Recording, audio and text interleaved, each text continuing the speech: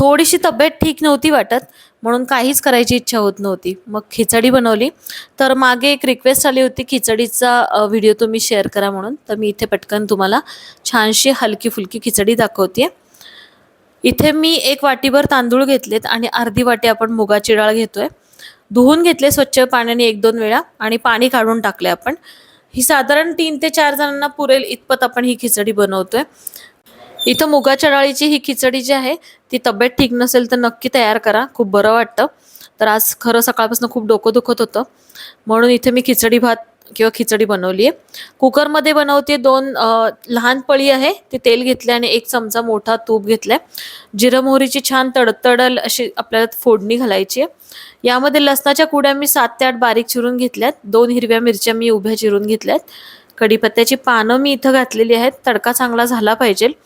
हिंग वापरलेला आहे आपण इथं थोडंसं. त्यानंतर लसूण जो आहे तो आपल्याला पूर्णपणे लाल करून घ्यायचा आहे. यामध्ये मी कांद्याचा वगैरे अजिबात वापर करत नाही. अशीच खिचडी तुम्ही एकदा बनवून बघा. 1.5 वाटी आपलं तांदूळ आणि डाळ झाली होती म्हणून मी 3 वाट्या इथं पाणी घातलेलं आहे. यामध्ये हळद घालते, मीठ घालते चवीनुसार आणि या पाण्यामध्ये लगेच आपण डाळ तांदूळ जे आहेत ते आपण काढून घेऊया. उकळी वगैरे आणायची काहीच गरज नाहीये. लगेचच मी डाळ तांदूळ इथं काढून घेतलाय. मध्यम आचेवरती आपल्याला इथे 2 शिट्ट्या करून घ्यायच्यात. जास्त शिट्ट्या करायच्या नाही, तर खिचडी भात जो आहे तो खाली लागायची शक्यता असते. छान वरतून हवं असेल तर तुम्ही 1 चमचाभर तूप परत तुम्ही सोडू शकता. इथे आपण 2 शिट्ट्या मध्यम आचेवरती करून घेतल्यात.